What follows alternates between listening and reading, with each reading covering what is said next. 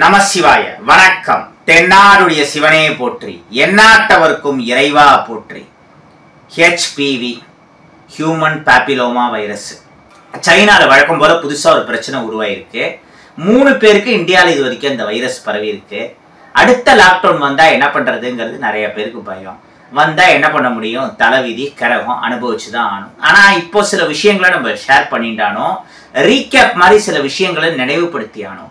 நமக்கு இந்த வள்ளலார் இயக்கத்தை சேர்ந்த நண்பர்கள்லாம் அதிகம். அவங்க உயிரை பணைய வச்சு கொரோனாவால பாதிக்கப்பட்டவங்க நிறைய பேருக்கு பல உதவிகளை பண்ணாங்க. அவங்கள மட்டும் கொரோனா எதுவுமே பண்ண மாட்டேங்கிறது. நீங்க என்னெல்லாம் சாப்பிட்றீங்க எடுத்துக்கிறீங்கன்னு கேட்டேன். இப்போ இந்த வீடியோவே HPV இந்தியாவில் பெரிய அளவுல பரவாம இருக்கிறதுக்கு என்ன பண்ணணுங்கிறத பத்தி, அது மருத்துவர்கள் அவங்க பாட்ட ஆய்வுகளை பண்ணட்டும், தடுப்பூசி ஏதாவது கண்டுபிடிக்கிறதுனா கண்டுபிடிக்கட்டும். நான் அதை பத்திலாம் எதுவுமே பேசலப்பா. ஒரு நாட்டுக்கு யுத்தம்னு வந்தா எல்லா ஆயுதங்களையும் பயன்படுத்தணும். அந்த மாதிரி நல்ல விஷயம் அலோபதி, சித்தா, ஆயுர்வேதான்னு எதுல இருந்தாலும் எடுத்துக்கணும். கூட்டு முயற்சியில தாங்க எதுவுமே பண்ண முடியும். இதுல இந்த மருத்துவம் பெருசா அந்த மருத்துவம் பெருசாங்கிற ஈகோ எல்லாம் கூடாது.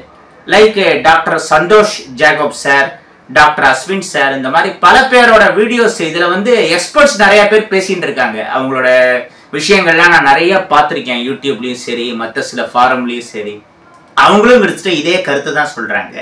ஸோ இப்போ இந்த ஒரு புது வைரஸ் பரவ ஆரம்பிச்ச உடனே போறோம், ஏதோ கை வைத்தியத்தை சொல்ல ஆரம்பிச்சிருவாங்க. இந்த மாதிரி ஆளுக்கால் டாக்டர் ஆயிடுவாங்க அப்படிங்கிற மாதிரி சில பேர் பூமர் கிரிஞ்சுலாம் பேசலாம். பேசிட்டு போட்டோம். அனுபவம் தான் சிறந்த ஆசான். நம்ம கொரோனாவை கடந்து வந்திருக்கோம். இந்த கொரோனாவால பாதிக்கப்பட்ட டயத்துல நம்ம என்னென்னலாம் விஷயங்களை இப்போ ஸ்பெஷலா சாப்பாடா எடுத்துட்டோம், மருந்தா எடுத்துட்டோம் அப்படிங்கிறத ஒரு ரீகேப் மாதிரி பண்ணி பார்த்தா இதுக்கும் அது பொருந்தும். ஏன்னா இதுவும் ஃபர்ஸ்ட் லங்ஸை தான் அஃபெக்ட் பண்ணும். இப்போ நான் விஷயத்துக்கு வரேன். இந்த வீடியோல சொல்ல போற விஷயங்கள் எல்லாம் நீங்க பல பேருக்கு ஷேர் பண்ணுங்க, இந்த வீடியோவை நிறைய பேர்கிட்ட கொண்டு போய் சேருங்க அப்படின்லாம் நான் சொல்ல மாட்டேன். ஏன்னா நம்ம நல்ல விஷயம் சொன்னா அதை கேட்கறவங்க ரொம்ப கம்மிங்கிறது தெரியும். இருந்தாலும் இந்த வீடியோன்னு இல்லை, அட்லீஸ்ட் இந்த வீடியோல இருக்கிற இன்ஃபர்மேஷன்ஸ் பல ஜேர்னல்ல பல பேருக்கு போய் சேர்ந்தா நல்லா இருக்கும். இப்போ முதல் விஷயம், நம்ம லங்ஸை ப்ரொடெக்ட் பண்றதுல ஆடுதொடா இலையை விட பெஸ்ட் வேற எதுவும் இல்லை. அதனால ஆடுதொடா இலையை மட்டும் பவுடராவோ சாரோவோ ஆக்கி, இல்ல அதோட ஆடுதொடா இலை, புதினா, தூதுவளை, துளசி, வெத்தலை, இது எல்லாத்தையும் கொஞ்சம் கொஞ்சம் சின்ன கைப்பிடி சிட்டிகளவு எடுத்துட்டு அதை பவுடர் ஆக்கி அதோட கொஞ்சம் தேன் கலந்து சாப்பிட்டு வர நம்ம லங்ஸ் நல்லா ஸ்ட்ராங் ஆகும். உடம்புல இம்யூனிட்டி பெரிய அளவுல பூஸ்ட் ஆகும். இப்ப நார்மலாவே எனக்கு சின்ன வயசுல கோல்டுன்னு வரப்போ, சின்ன வயசுலலாம் எனக்கு 10-15 நாளைக்கு மேல ஆகும் வந்தா சரியா இருக்கு.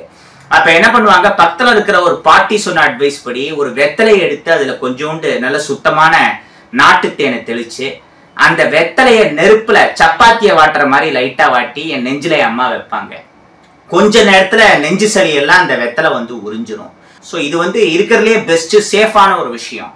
இந்த மாதிரி ஆடுதொடா இலை ரொம்ப முக்கியமான விஷயம் உங்க லங்ஸை ஸ்ட்ராங் பண்றதுக்கு. அது ஒண்ணு. அண்ட் இன்னொன்னு பார்த்தா சுவாச கோடாரின்னு ஒண்ணு இந்த நாட்டு மருந்து இந்த மற்ற எல்லா கடைகள்லையும் கிடைக்கும், ஆயுர்வேதிக் ஷாப்பு இந்த மாதிரி இதுலலாம். இந்த சுவாச கோடாரிங்கிறது வெள்ளருக்கு மொட்டுலேருந்து பண்ணுவாங்க. ஒரு பாட்டில்ல 100 கேப்சூல் வரைக்கும் இருக்கும். அதோட பிரைஸ்ன்னு பார்த்தா 55 ரூபாயிலேருந்து 85 ரூபாய் தான். எந்த சைடு எஃபெக்டும் பண்ணாது. ஆளுக்கு ஒரு டேப்லெட் இல்ல 2 டேப்லெட் அது வேணா எடுத்துக்கலாம். லைட்டா இந்த மூச்சு திணறல் பிரச்சனை மாதிரி வீட்டுல யாருக்காது வருதுன்னா. அதுக்கப்புறம் வெறும் வயிற்றுல நெல்லிக்காய் சாப்பிடுறதுங்கிறதும் நல்லதுதான். 100 கிராம் ஆரஞ்சுல 53 மில்லிகிராம் விட்டமின் சி தான் இருக்கு.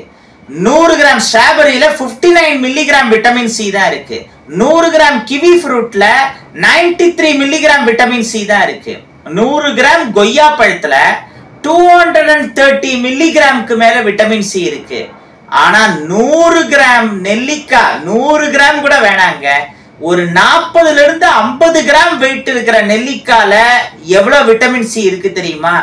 600 மில்லிகிராம் விட்டமின் சி இருக்கு. 12 ஆரஞ்சு பழம் சேர்ந்தா கூட ஒரு 40-50 கிராம் நெல்லிக்காய் கிட்ட வர முடியாது. அது மட்டும் இல்ல, இதுல செபுலானிக் ஆசிட்னு ஒரு ஆசிட் இருக்கு. அது என்ன பண்ணும்னா உடம்புல இருக்கிற நச்சுத்தன்மையை சரி பண்ணும்.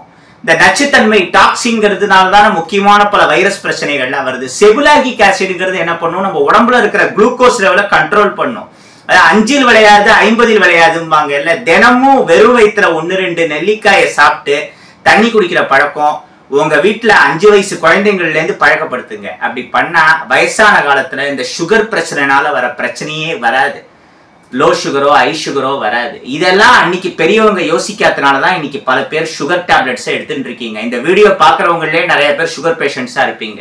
உங்கள் வீட்டில் இருக்கிற பேரம் பேத்திகளுக்கு இந்த மாதிரிலாம் பிரச்சனை வரக்கூடாதுன்னா இதை இப்போலேருந்தே சின்ன வயசுலேருந்தே ஃபாலோ பண்ணணும். எல்லா கம்ப்ளைண்ட்டும் வந்ததுக்கப்புறம் பண்ணால் ரிசல்ட் வராது. சின்ன வயசுலேருந்தே ஃபாலோ பண்ணால் அந்த மாதிரியான பிரச்சனைகள் வராமல் இருக்கும்.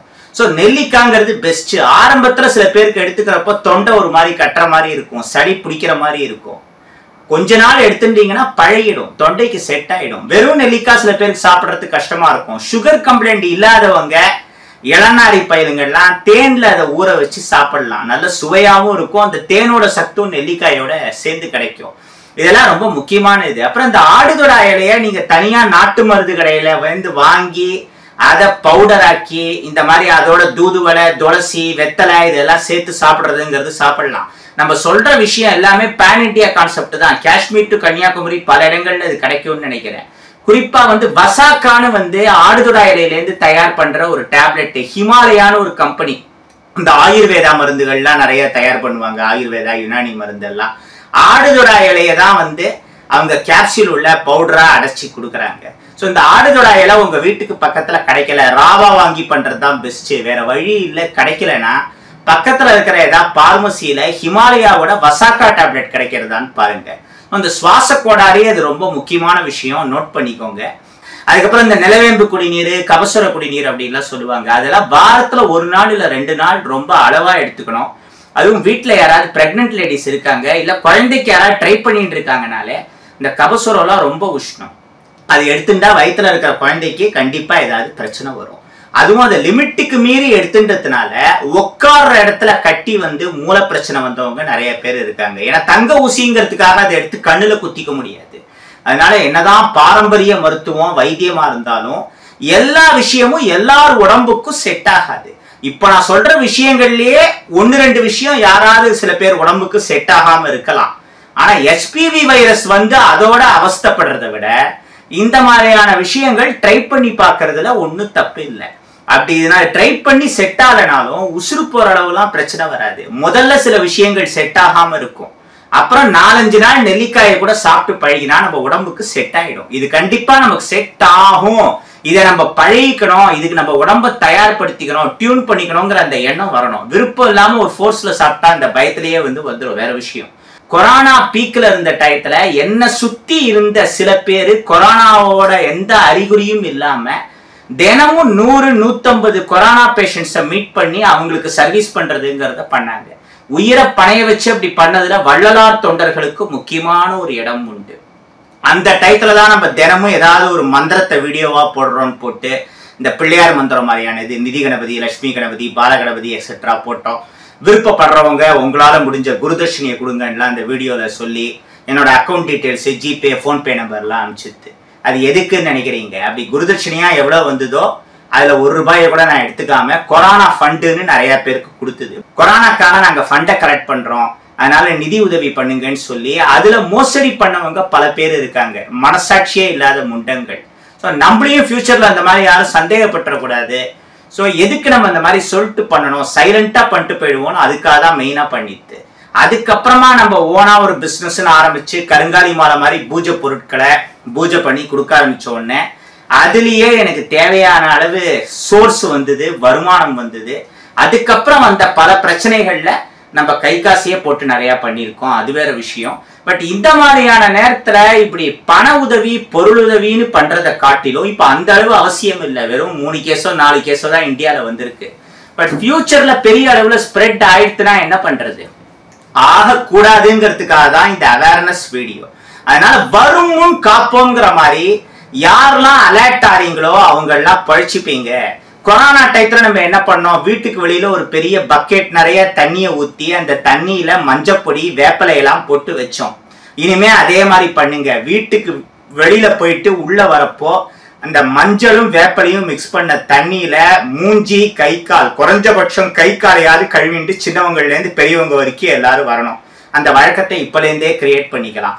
ஒரு 4-5 வேப்பிலையும் பச்சையா வேப்பிலை கொழுந்தியும் தினமும் சாப்பிடுங்க. இந்த மாதிரி சில விஷயங்கள்லாம் நம்ம ஃபாலோ பண்ணா இந்த HPV வைரஸ் பெரிய அளவுல பரவாது. அதுக்கு பண்ண வேண்டியது இந்த வீடியோ காஷ்மீர் டு கன்னியாகுமரி எல்லா மக்களுக்கும் போய் சேரணும். நான் தமிழ்ல சொல்ற விஷயம் எப்படி எல்லாருக்கும் போய் சேரும்னு நீங்க நினைக்கலாம். என்ன பண்றது, நமக்கு தமிழ் ஒண்ணுதான் உருப்படியா தெரியும்.